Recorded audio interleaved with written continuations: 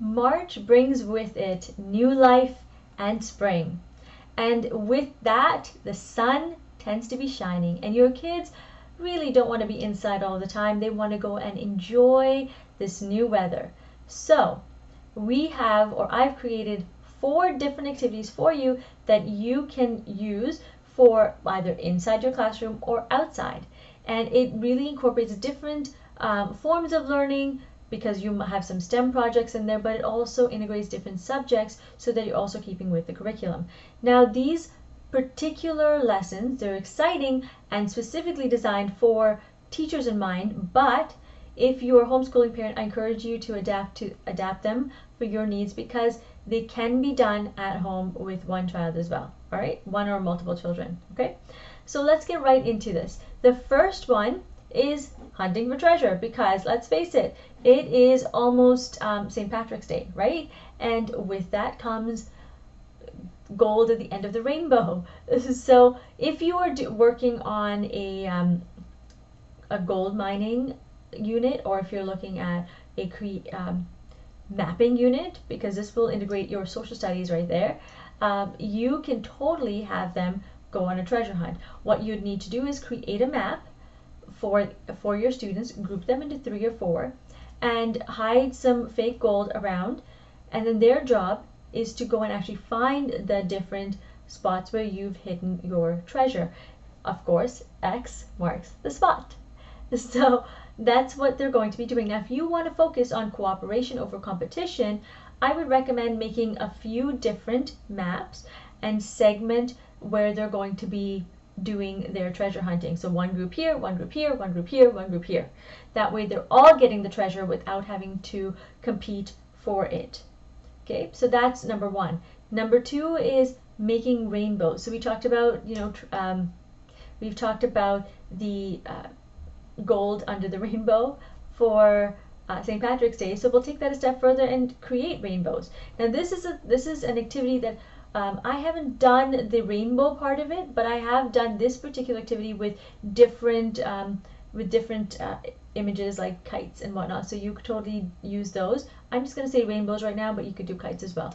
So what I'd like to do is, and I'm going to be doing it this year, is creating. They can take white construction paper, draw out, and then cut out their rainbow. You can add clouds at the end of it. And then instead of coloring or drawing, just to add some texture, take your tissue paper, the colored tissue paper. They can cut it up into little squares or little bits. Some kids like to make little flowers of it and just kind of glue. So they're going to glue it onto their rainbows, and then you could put that up as decor for your class, because it looks beautiful and it's vibrant. The next one is creating life, because spring is the time for new life. So let's create one ourselves. What you're going to do is you're going to get some seeds, get some little pots and some soil, and you're going to have them. This is great for your science unit. They're going to be learning how to care for and create and help their plants grow. And if you want to take it a step further, you could actually teach them about the life cycle of their plants, or teach them about the reproductive system of their plants, depending on which grade you are teaching. Now, if you have a community garden, you might want to use that. That's even better.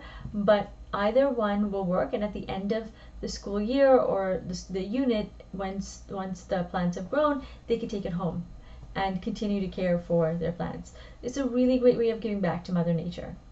The next part is building outside. So this is where you can take them outside. I mean, you could do the treasure hunt as well outside, but this is another aspect of taking them out.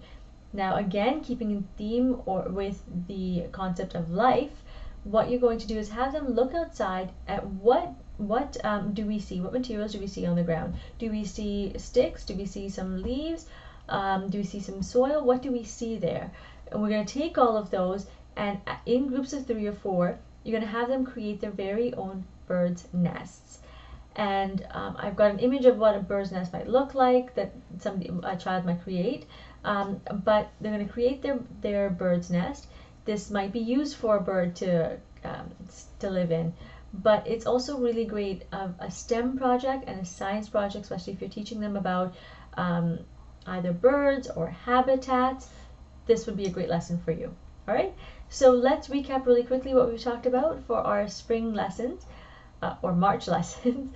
We looked at the importance of integrating different creative activities into March. We've looked at 4 simple activities that you could integrate. One is hunting for treasure, very simple to do. One is creating life. Oh no, that was the one after, sorry. The one before that was actually making rainbows, then creating life. And then we've got the 4th one is building outside. If you have any questions, please feel free to contact me. In the meantime, remember to create, experience, and teach from the heart. If you want more descriptions, I will link to the exact blog post so you can go take a look. Take care, my friends. Bye.